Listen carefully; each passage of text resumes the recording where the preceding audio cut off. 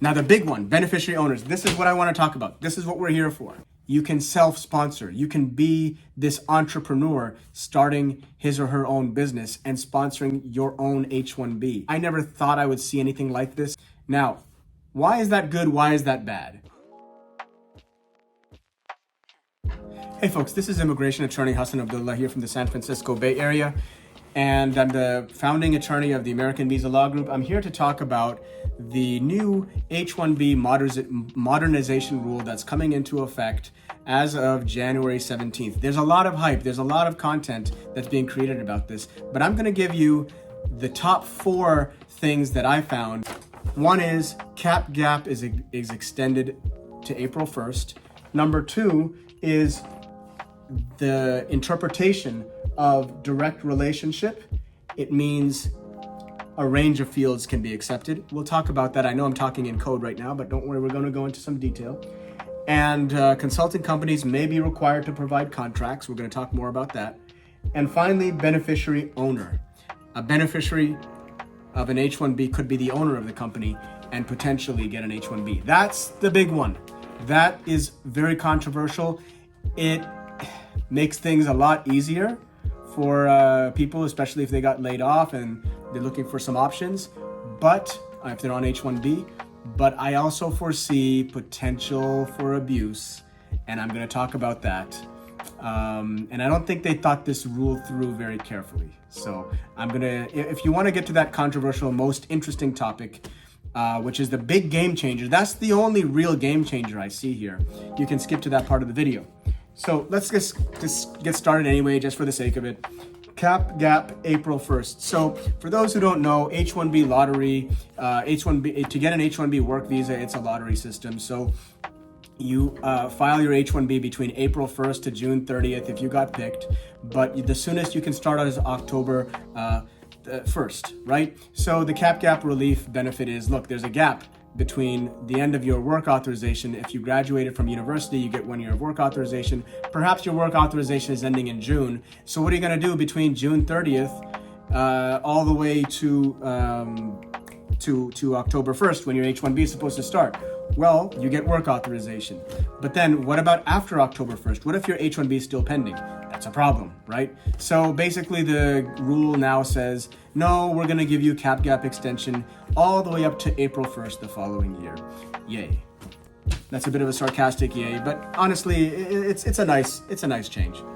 Next, direct relationship. So in the regulations, it already says this. It says that there has to be a direct relationship between the job to be done and the degree required for the job in order for it to qualify as a specialty occupation. Now, there's not going to be any change, actually. This is not a change of policy. This regulation, codified, is not going to be different from the current policy. USCIS's current policy is, as long as there's some kind of inherent limitations to the type of degrees that can qualify you for the job, a range of degrees are acceptable for the job. Not just any degree is acceptable for the current job that you're filing in H1B. It'll qualify for H1B. But the previous administration was using a much more strict, rigid approach. Thank you, Stephen Miller. So the approach that they applied was that it has to be, the only job that would qualify for H1B would be a job that there's a very limited amount of degrees. Like civil engineer would be a perfect example, because a degree in civil engineering would qualify you to become a civil engineer. Or architecture. To be an architect, you need a degree in architecture to be an architect. But then what if you were a project manager? Well, if you're an IT project manager, USCIS, there was a higher chance of denial under the previous administration, because the way they would interpret direct relationship is they would say, well, you know, there's no direct relationship degree to IT project management, meaning you could get this job with a degree in computer science, you could get this job with a degree in management information systems, so it might not qualify as a specialty occupation. So your chances of getting a denial under the Trump administration from previous was higher. Now that it's codified, this new administration, even with some hyperactive, changes that wonderful guy Stephen Miller might try to implement with the USCIS, It's not going to happen because it's codified. The only way to fix that and change that is if the regulations change, and that takes time. Next, may require contracts. So the thing about this is, you know, when a consulting company files an H1B for a worker, this current administration has had a pretty relaxed approach, and you've been able to get H1Bs without even having contracts with an end client if you're a consulting company placing your employee at an end client for client work. Now USCIS can say, we want to see those contracts. Not really a major change. Now the big one, beneficiary owners. This is what I want to talk about. This is what we're here for, okay?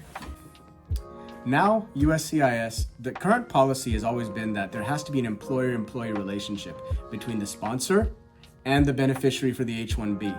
And this rule change flips that over on top of its head. Here's why.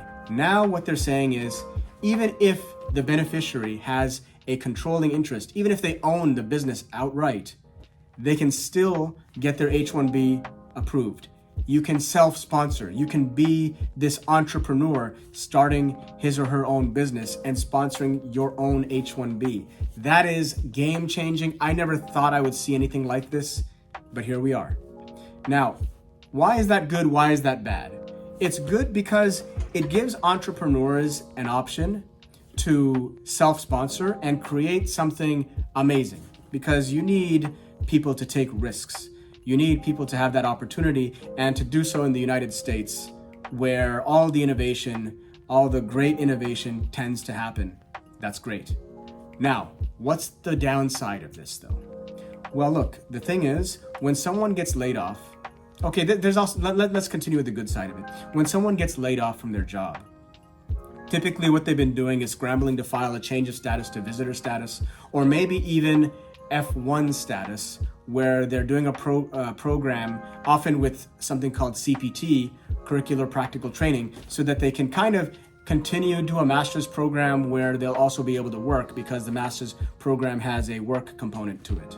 So that's kind of the loophole that was being used. Now this could be a new loophole, because look, USCIS is not in the business of really professionally evaluating your business plan. It is really, okay, now they do say that you're going to have to demonstrate that there's a bona fide job. But look, you could be a one-person operation, get some open source code and say, I'm going to customize the code further because I have a certain target of clients in mind, and this project is going to take, 2 years to complete, and I have savings, and I'm going to create this startup, and I'm going to be working. As long as you show that you're going to be working in a specialty occupation predominantly on your time on H1B, you're going to be able to do this.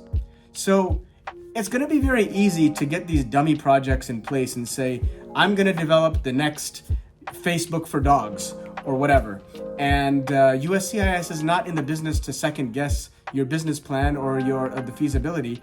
As long as you have a business plan and you have funds to pay yourself a salary, the only loss you're going to experience is you're going to have to pay taxes on the payroll that you're running.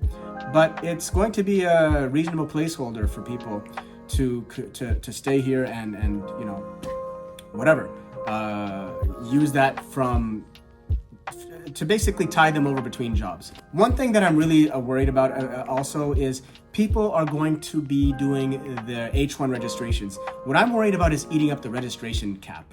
You're going to have all these funny projects, possibly. This is my concern. I hope it doesn't come true. But you're going to have all these people with these funny projects, and they're going to do their own registration. They're going to start up their own company and do their own registration, even though they don't have an employer. So we're going to have a high influx of these funny H1 registrations with these single person operations. That's what I fear, because it's going to mess up the chances for regular, honest, decent H1B cap cases. That's my opinion. Thanks for watching, and we'll see you in the next video.